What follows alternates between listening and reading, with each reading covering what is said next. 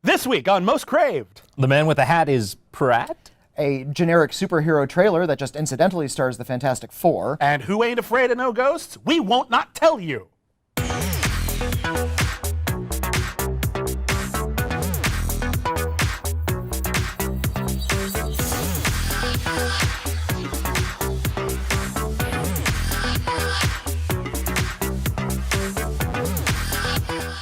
Hey everybody, welcome back to Most Craved. I'm William Bibbiani with CraveOnline. I'm Silas Lesnick with ComingSoon.net. I'm Whitney Seibold, also with CraveOnline. And this week on the show, we're going to be talking about some very big news stories, including the long-awaited reveal of the cast of Paul Feig's female Ghostbusters reboot.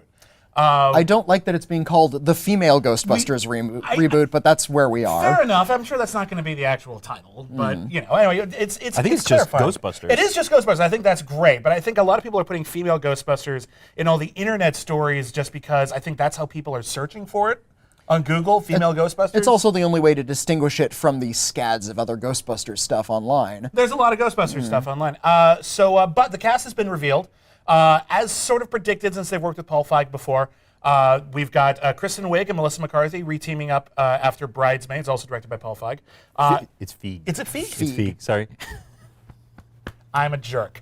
But Paul Feig, thank you. Hi, Paul. I know you're watching. The other two are, and these kind of came out of nowhere. It's Kate McKinnon from Saturday Night Live and Leslie Jones, also from Saturday Night Live, but who recently appeared in the pretty darn good Chris Rock comedy Top 5. Now, who's going to play whom? Because clearly they're going to go for the exact same character dynamic. I mean, there's no reason to assume Melissa they are. McCarthy is clearly Venkman in this. Well, I honestly, and it goes back to script leaks and whatever. It sounds like she's actually, according to rumors, somebody that sort of uncovers a ghost on her own and comes across the Ghostbusters. She's not like a core member of a group. I think it's a very different story. She's the Ernie Hudson of the group. Okay. She's the I mean, if you have to force it into those She's pegs, the black guy. Sure. I think it's I think we have such familiarity with Ghostbusters. I don't know anyone who hasn't seen Ghostbusters at least 20 times. It's just a damn good movie. We're all familiar with it. We all quote it all the time. We remember all the plot and the tropes, and the characters are very distinct. And so when we hear that there's going to be a remake or a reboot or whatever they want to call it, we assume it's going to fit into this pre-existing mold, and that's not really fair. These are all very talented people. I love the director, even if I can't pronounce his name properly. I love the cast. They're all really solid actors. And you know, the premise is simple enough that really you could do anything with it. It doesn't have to have anything to do with Zool or dog sex plot points. I would say, so far as we know. True. The thing that bugs me about it, I think it's great to have a female cast. I think especially when you see some of the hatred online for the idea that it is a female cast, it becomes absolutely necessary to do it. Right. That being said, I love Ghostbusters as a kid. I love the cartoon show. One of the things Ghostbusters has always had is a sense of continuity. Even the cartoon is ridiculously in the same world as the movies. It's a shame to lose that. I hate the idea of starting anything just over. Well, again, we don't know. Maybe this is going to be Ghostbusters. He said it's a full-on reboot. It has nothing to do with previous Ghostbuster films. But then all of that, but then the previous legacy is secure and untouched, and if this new one is, I hope not, but if it is terrible, we're fine. Like all those things are untouched and cool and awesome, and we can always go back to them. They were called the real Ghostbusters. Those can be your real Ghostbusters, and so these are the other Ghostbusters. We're safe, but only if the movie sucks. Yeah. The other Ghostbusters had a monkey, though. The other Ghostbusters had a monkey. Did we get a clip of that? I don't know. That show was insane. It was Ghostbusters with a monkey. Grape Ape was in it. Yeah. Who knows? Anyway. I'm not looking forward to it because it's another remake of a beloved property. It's something we don't really need. It's not going to add anything to Ghostbusters. I'll give you that. Really well, not. Hang on a second, because I actually do think, because we were trying... Well, I was going to say... Okay, go ahead. It's good that we're finally getting a mainstream genre picture that has an all-female cast. Thank you.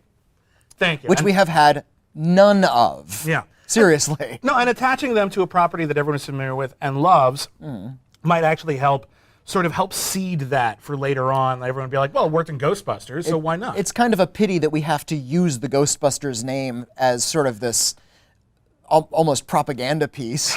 Yeah, but like okay. If it's an original film like Bridesmaids didn't change the Hollywood paradigm about comedies, and we didn't get it like a whole bunch of new films about women in comedies and other things. It didn't change anything because it was seen as like this aberration. It was this original thing that came along. Yeah. If you can use it for an existing property and people will accept it, we can do it more. Hopefully, I think that hopefully that's the lesson Hollywood will learn if this is good and does well. Let's just hope it doesn't lead to a trend of female versions of previously male franchises. I don't even necessarily mind It that. depends on the thing. Honestly, So we'll get Indiana Jones, but it'll be a woman this time.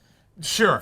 Like, Actually, there's Diana Jones. There's a small trend on Twitter right now that's Tilda Swinton for Indiana Jones, and I would love that.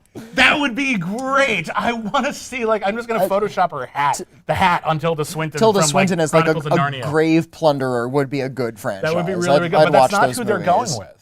That's not, or that's not the rumor. Well, the anyway. rumor is that they're looking at Chris Pratt, who sort of played a Han Solo character, Solo-esque character in Guardians of the Galaxy. Which is, I think, the only reason they're going for I it don't for think so at Indiana all. Jones. I think he's great for Indiana Jones. I think that I spent years and years of my childhood dressed as Indiana Jones every single day. I love Indiana so Jones. you're the wrong Like, how person did to that talk happen? to. That sounds.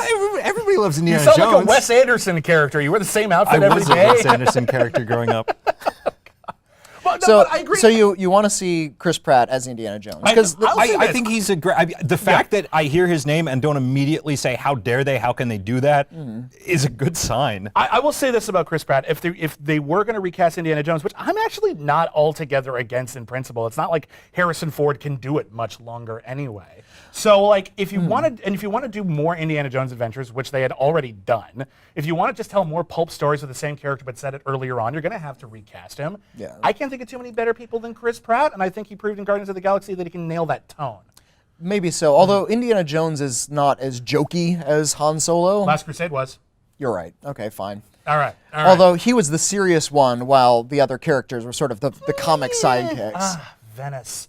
Tell us about this trailer you're not excited about.